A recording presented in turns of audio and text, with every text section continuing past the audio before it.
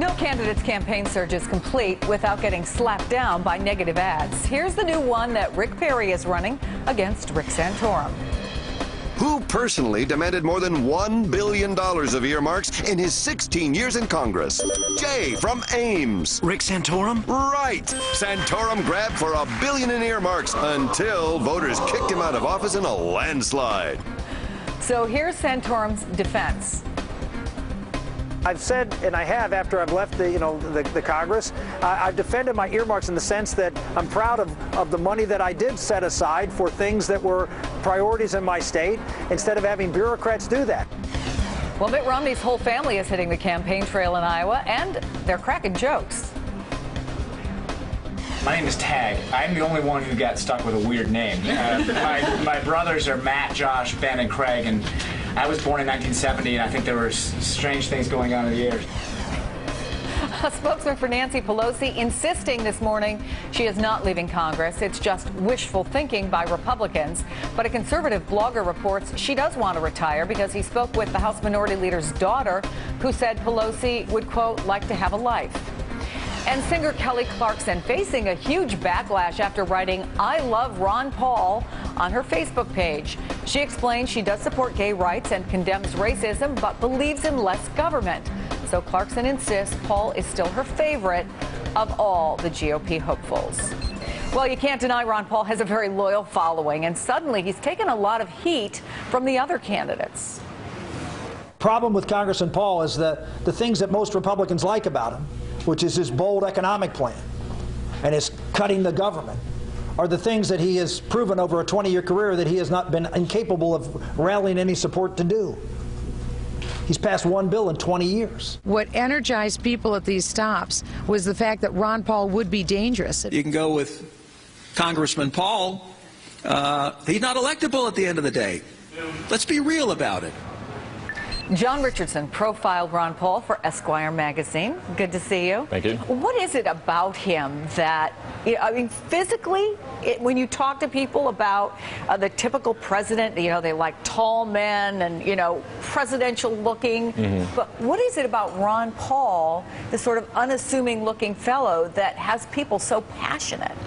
Well, he believes something, and he's believed it consistently for 30 years. I think that's so unusual in American politics that people are really drawn to it. And also he articulates in a very uncompromising way what are, in many ways, the beliefs that many Republicans say they have but don't actually do, which is small government. He's getting these huge crowds. And let me just play a little clip so people get a sense of it of last night, Ron Paul last night in Iowa. In the last 10 years, we added $10 trillion to our national debt for the wars that we've been fighting overseas. I do not feel safer because of that. I feel more vulnerable economically. On the surface, a lot of what he says, you understand why people gravitate to it, although you go a few layers below, some of it can get pretty wacky. But you've had a chance, spend time with him, to talk to him. Tell us about the person you met. What was your sense of him?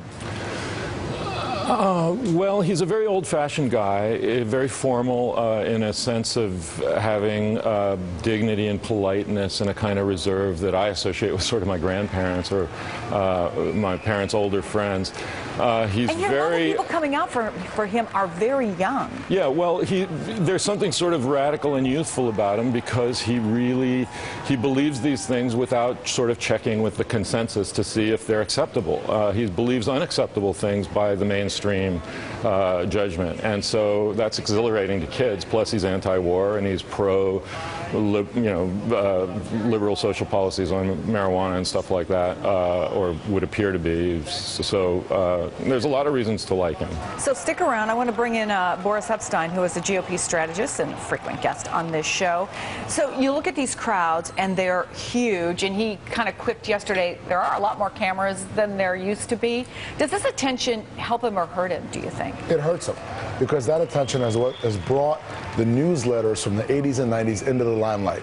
And it is not difficult in this election, specific in this primary, to have gotten 10% consistently, because that support that he has is very active. But now, as people are looking into the things he said, the things that he or those working for him wrote in the late 80s and 90s, they'll see some pretty, as you said, wacky, but I would say disgusting stuff. Well, let me give an example. In one of these newsletters, one of the sections that was talking about the LA riots, quote, "Order was only restored in LA when it came time for the blacks to pick up their welfare checks." Well,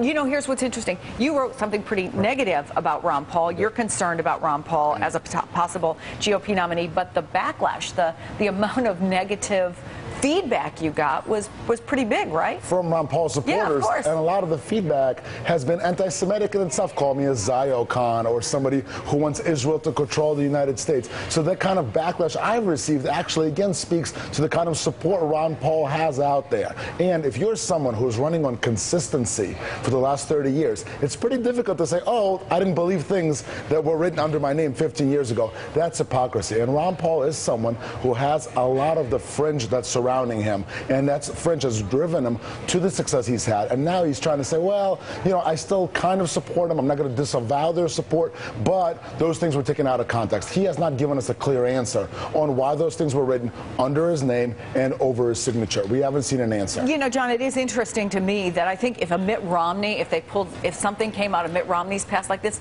it would kill him. Be done. So why is he the Teflon guy, or? First of all, I'm not sure necessarily that it would, because Rick Perry has his own country club thing with its racial associations. But I think people who care about whether Ron Paul, who aren't just visiting this like tourists and just heard about it in the news. This was one of his newsletters. I don't know that he wrote this per se, but this right, whole kind of let me explain from the Ron Paul point of view. This is a political thing we're doing. It's a ritual political act where we want him to denounce his associates and his you know, people who wrote stuff under his newsletters. And Ron Paul doesn't do that. He's not going to engage in a ritual, hypocritical political denunciation of his friends. He doesn't believe that stuff. I don't think he's a racist. When I spoke to him, he was very sort of passionate about civil rights effect on the Vietnam War and black people whose courage he admired at that time.